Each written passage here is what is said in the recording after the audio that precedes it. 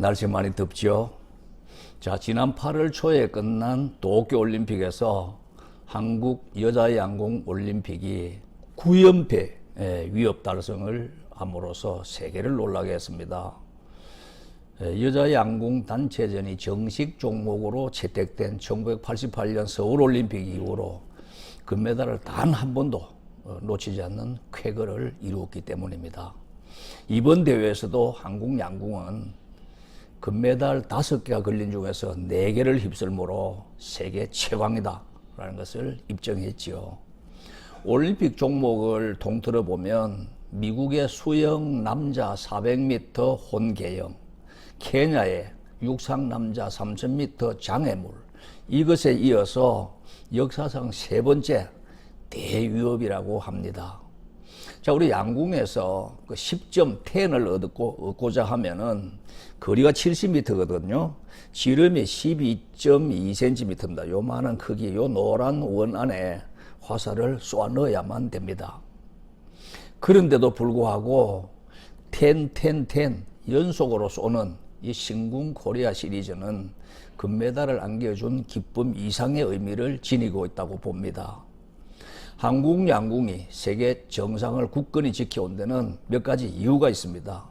첫 번째로 공정 경쟁과 실력주의 선발입니다. 우리가 공정한 사회 많이 외치고 있지 않습니까? 최강의 전력을 유지하는 비결이 바로 이것입니다. 기회평등이란 말도 많이 쓰고 있죠. 이 원칙을 고수한 대한양궁협회 뚝심이 실제로 여자단체전을 33년 동안 무적으로 이끈 원동력이 된 것입니다. 양궁협회는 매년 국가대표를 선발할 적에 공정한 경쟁 시스템과 실력 위주로만 대표팀을 꾸린다고 합니다. 지연, 학연, 파벌 다 배제하고 현재 실력으로만 선수를 뽑는 것이죠. 과거 경력과 경험, 이걸 반영한 정상 참작 평가가 아니고 철저히 현재 결과만 반영한 정량 평가로 선수를 선발한 것입니다. 도쿄올림픽이 1년 미루어졌잖아요. 그 바람에 뽑아놨던 대표를 다시 무시하고 새로 치렀지요. 이번 대회를 앞두고 공정성을 한 단계 더 높이기 위해서 선발 제도를 바꿨다고 합니다. 6개월 동안에 5차례 선발 과정을 거쳤는데 작년 10월부터 올해 4월까지 총 3차례의 평가전을 치러서 남녀 각각 8명씩을 뽑고 이들을 선수촌에 합숙훈련 시키다가 다시 2차례 평가전을 치러서 남자 3명, 여자 3명, 이 6명을 최종 선발했다고 합니다. 과거에는 기존 대표 선수에게 1, 2차전을 면제해 준 경험이 있었거든요. 그런데 이번에는 그런 특혜까지 아예 다 없앴습니다. 대표로 발탁된 선수들이 선발전에서 쏜 화살만 1인당 2,500발에 이르고 매일 300발씩 1년에 10만 발을 쏜 선수도 수두룩합니다. 자연스럽게 선수들의 기량이 향상될 수밖에 없는 터전이 된 것이지요. 실력만으로 평가받는다. 이것은 선수들에게도 굉장한 동기부여가 됐습니다. 공정 경쟁 체제는 좋은 선수들이 뽑힐 수 있는 밑거름이 됐거든요. 20대 초중반입니다. 강채영 선수, 장민희 선수, 안산 선수, 이들은 전부 25세 이하입니다. 이래서 성공적인 세대 교체까지 다 이루어졌습니다. 이번 올림픽의 3관왕으로 루키로 떠오른 안산 선수도 좋은 대표팀 성적 비결에 대한 질문을 받자 공정한 선발 과정 때문이다, 이렇게 답했습니다. 자, 이번 대회에서 한국의 첫 금메달을 안겨준 남녀 혼성 경기에서도 이 원칙주의는 빛났습니다. 처음 도입된 종목이기 때문에 대회 경험의 중요성이 강조됐지만 협회는 경기력만 보기로 했고 남녀 개인전 예선에서 가장 좋은 성적을 낸 남녀 각각 1위를 차지한 17살짜리 김재덕과 20살짜리 안산이 기회를 잡을 수 있었습니다. 경험 부족이라는 불안한 것도 있었지만 기량을 유감없이 발휘함으로써 협회의 원칙주의가 옳았다라는 것을 다시 한번 입증했습니다. 권력 다툼과 편가르기, 공정성 논란이 끊이지 않는 우리 사회에 한국 양궁이 공정의 가치를 확인시켜준 쾌거라 할 것입니다. 두 번째로 우리 민족에게만 활을 잘 쏘는 특별한 유전자가 따로 잠재되어 있는 것일까요? 그렇습니다. 저는 분명히 있다고 봅니다. 고구려를 건국한 주몽, 이 주몽이란 이름이 활 잘 쏘는 사람이란 뜻이고, 고구려 안시성 성주 양만춘 장군은 침략해온 당나라 황제 당태종의 누나를 쏘아 마친 경험도 있습니다. 조선을 건국한 이성계 장군도 명궁이었고, 임진왜란에서 조선을 지켜낸 이순신 장군도 천하의 명궁이었습니다. 이렇게 활 잘 쏘는 지도자가 나라도 잘 이끈다는 어떤 공식이 성립이 되는 것이죠. 특히 이성계 장군이 명성을 얻게 된 동기를 보면 황산대첩에서 침략해온 왜구의 소년 명장 아지발도를 화살 단 한 발로 제압해버린 실력 때문이었습니다. 오랜 전쟁을 통해서 한국과 중국과 일본의 이 주특기를 비교해 볼 적에 중국은 주로 창을 잘 썼고 일본은 칼을 잘 썼지만 한국은 옛날부터 활을 잘 쏘았습니다. 세 번째로 사거리가 일반 활보다 2배나 더 길고 화살의 길이는 더 짧은 편전이라는 활이 있는데 조선 활 중에서도 최고 명품이었습니다. 관통력이 아주 강하기 때문에 어지간한 갑옷은 꿰뚫는 데다가 화살 길이가 또 짧아서 날아온 화살을 칼로 쳐내기도 어려웠습니다. 그렇다 보니 조선은 여러 가지 무예나 무기 중에서도 유달리 활 쏘는 기술 연마에 주력해왔던 것입니다.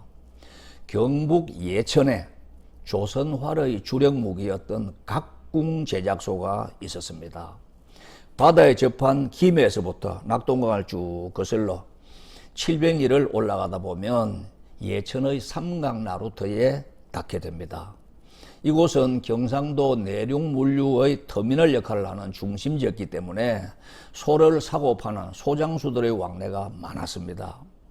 삼강에서 예천 읍내로 가는 중간쯤 되는 지점에 우두원이라고 하는 숙박시설이 있었는데 영남 일대에서 모여온 소장수들이 묵었던 여관이었습니다. 소뿔은 사거리를 결정짓는 중요한 재료였고 또 소 힘줄이 들어가야만 활체의 탄력을 확보할 수 있었기 때문입니다. 민어, 불에로 만든 어교를 사용하여 참나무와 그 위에 뽕나무, 소뿔, 소힘줄 겹쳐 붙였습니다. 한번 이렇게 굽혔던 활체를 다시 뒤집어서 반대 방향으로 뒤집어 줌으로써 아주 탄력을 증가시켰던 것이지요. 이렇게 조선의 전략무기인 활을 대량으로 제작하고자 하면 소뿔과 소힘줄의 공급이 충분해야만 했습니다. 조선의 소가 소힘줄과 소뿔이 주재료였고 그 유명한 조선활 편전도 예천의 한우에서 나왔던 것입니다. 한우의 가죽은 북과 군사들의 신발과 갑옷을 만들었고 피는 선지국으로 끓여 먹였고 발은 우족탕으로 먹였으니 소는 버릴 것이 하나도 없는 군용 가축이었습니다. 역사를 보면 인류는 선사시대로부터 활을 사냥도구로 사용해 왔습니다. 동물 뼈로 만든 화살촉이 남아있기 때문에 알 수 있는데 가장 오래된 화살촉은 남아프리카 공화국 시부두 동굴에서 발견된 약 6만 4천 년 전 것으로 추정합니다. 활 쏘기가 원시시대에서는 생존수단이었고 고대와 중세시대에는 전쟁 무기로 사용되었고 현대에는 스포츠로 인류와 함께 발전해 왔습니다. 지금도 우리나라에는 서울 남산을 비롯해서 지방도시 곳곳에 국궁연습장이 많이 남아 있습니다. 다른 전통 무예는 전성이 희미해졌지만 국궁만큼은 민간에서 품격 있는 취미 활동으로 아직까지 명맥이 유지되고 있습니다. 자, 네 번째로 고대 중국에서는 우리나라를 동이족이라고 불렀습니다. 이라는 글자를 뜯어보면 근대와 활궁으로 이루어져 있으니 큰 활을 지닌 민족이라는 뜻이 아니겠습니까? 우리 전통활 국궁이 크기가 그렇게 큰 것도 아니고 조준장치가 붙어있는 것도 아니고 특별한 무기도 아닙니다. 극히 평범하고 왜소하고 어찌 보면 볼품없는 이 국궁을 왜 중국인들이 그토록 두려워했을까요? 큰 활이라고 표현했을까요? 명중률과 파괴력이 뛰어났기 때문에 무서웠던 것이지요. 두려운 상대가 커 보이는 이치라고 할 것입니다. 고구려 고분의 벽화 중 수렵도를 보면 그 비밀이 풀립니다. 무사가 활을 타고 달리면서 몸을 딱 돌려 뒤쪽에서 달아나오고 있는 사슴을 쏘는 장면이 그려져 있습니다. 우거진 잡목과 바위 사이로 말고삐를 놓은 채 뒤쪽을 보고 달리는 그 기마술도 놀랍거니와 궁수가 뛰고 있잖아요. 목표물도 달아나오고 있잖아요. 이런 악조건에서 쏘아 맞힐 수 있는 실력이라면 혀를 내두를 만할 것입니다. 삼국사기를 보면 신라에서도 활쏘기 실력만으로 관리를 뽑았다라는 기록이 남아 있습니다. 이렇게 활쏘기를 중요시한 것은 우리 국토의 70%가 산지로 이루어진 지형과도 관련이 있을 것입니다. 상당수 전투가 산성을 중심으로 전개됐고 성 위에서 아래쪽에 적을 공격하기 가장 좋은 무기가 바로 활이었기 때문이지요. 이렇게 단련된 선조들의 DNA가 우리 후손들의 피 속에 면면히 흐르고 있는 것입니다. 다섯 번째로, 오늘날 그 후손들이 각종 현대식 조준장치가 붙어있는 양궁으로 궁수도 고정된 곳에 가만히 서서 역시 고정되어 있는 관역을 쏘아 맞히는 이 게임이야말로 어찌 보면 땅 짚고 헤엄치기를 할 것입니다. 여기다가 뛰어난 판단력과 밝은 시력과 끈질긴 인내력과 흔들림없는 담력을 다 갖춘 우리 민족이 금메달을 따지 못한다면 오히려 이상한 일이 될 것입니다. 여기서도 한국 여자 선수들의 우수성이 드러나는데 악바리 근성과 인내력은 천하무적이라 할 것입니다. 여섯 번째로, 남자보다 여자가 더 잘 쏘는 까닭을 보면 궁수로서 유리한 신체 조건을 갖추고 있기 때문입니다. 여자는 몸의 무게중심이 아래쪽에 있기 때문에 상체의 흔들림을 줄일 수가 있고 돌출된 가슴과 돌출된 둔부의 균형도 안정된 자세를 유지할 수 있는 조건이 됩니다. 여기에다가 온갖 상황을 가정하여 혹독한 훈련을 마친 우리 선수들을 누가 감히 넘볼 수 있겠습니까? 자, 이렇게 오늘은 한국이 양궁을 잘할 수밖에 없는 이유를 기분 좋게 살펴봤습니다. 고맙습니다.